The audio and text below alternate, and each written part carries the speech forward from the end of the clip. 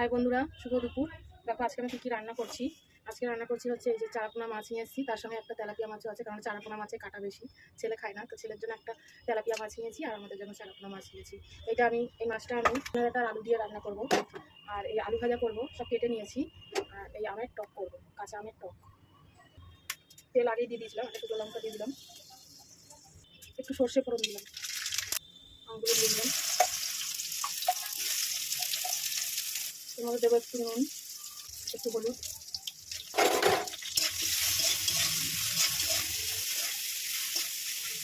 এবার একটু জল দিয়ে দেবো। আমের টকটা আমি এটা গ্যাসে বসিয়ে দিলাম বাকি করে। কড়াইটা গরম হয়ে গেছে, এবার আমি তেল দিয়ে দিলাম, মাছগুলো ভেজে নেব।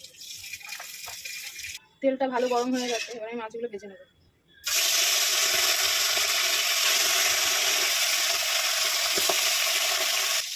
এদিকে আমের চাটনি আমগুলো সব গলে গেছে, এবার আমি চিনি দিয়ে দেবো। তোমাদের পরিমাণ মতো মিষ্টিটা দেবে, তোমরা যেরকম মিষ্টি খাবে। আমি একটু টক রান্না করবো। আমের টক রান্নাটা আমার হয়ে গেছে।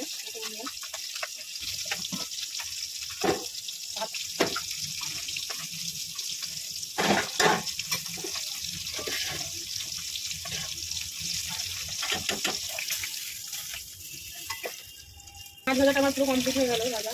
এবার আমি মাছের ঝোলটা করে নেবো। মাছ ভাজার তেলের মধ্যে আমি পেঁয়াজ কেটে রেখেছিলাম, পেঁয়াজটা ভেজে নেবো। পেঁয়াজের সঙ্গে আমি আলুটাও ভেজে নেবো। আমি নামিয়ে নিলাম ভাতটা।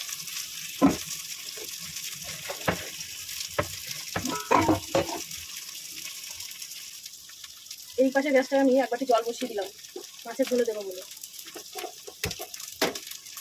পেঁয়াজটা ভাজা হয়ে গেছে, পরিমাণ মতন দিয়ে দেবো লবণ, দেবো একটু হলুদ, দেবো আদা আর জিরে বাটা, একটু লঙ্কা বাটা, পেঁয়াজ বাটা, একটু লাল লঙ্কার গুঁড়ো দিয়ে দিলাম তরকারি কালারটার জন্য। তাতে ছোটো ছোটো টমেটো কেটে রেখেছিলাম, দিয়ে দিলাম।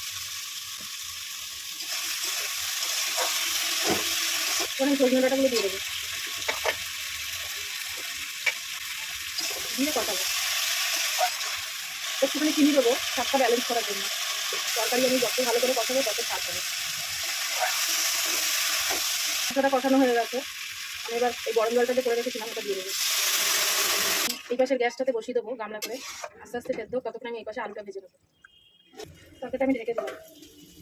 কড়াইটা গরম হয়ে গেছে, আমি তেল দিয়ে দিলাম, আলুটা ভেজে নেবো। ডালটা আমি আগেই করে নিয়েছি সকালে, কারণ আমার ছেলে খেয়ে অফিসে গেছে, ডালটা আমার আগেই সকালে হয়ে গেছে। তেলটা গরম হয়ে গেছে, ধোয়া উঠছে, এবার আমি আলুগুলো যে কেটে রেখেছিলাম ভেজে নেব। লবণ দিয়ে দিলাম, হলুদ দিয়ে দিলাম। আলু ভাজা বানানো আর কি দেখাবো, কিন্তু আমি আজকে কী রান্না করেছি সেটাই দেখালাম।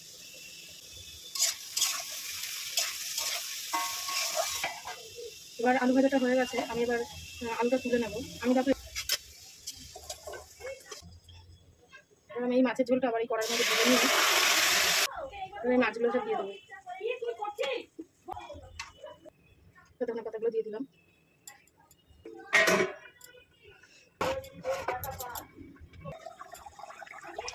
হয়ে গেছে, দেখো বন্ধুরা, রান্না কমপ্লিট। রান্নাটা দেখো, এই যে ভাত, সকালের ডাল করেছিলাম, আর এইটা আলু ভাজা, এই আমের টক করেছি, আর এই যে মাছের ঝোল, সজনে ডাঁটা আলু দিয়ে মাছের ঝোল। তো রাখছি বন্ধুরা, সবাই ভালো থেকো, সুস্থ থেকো।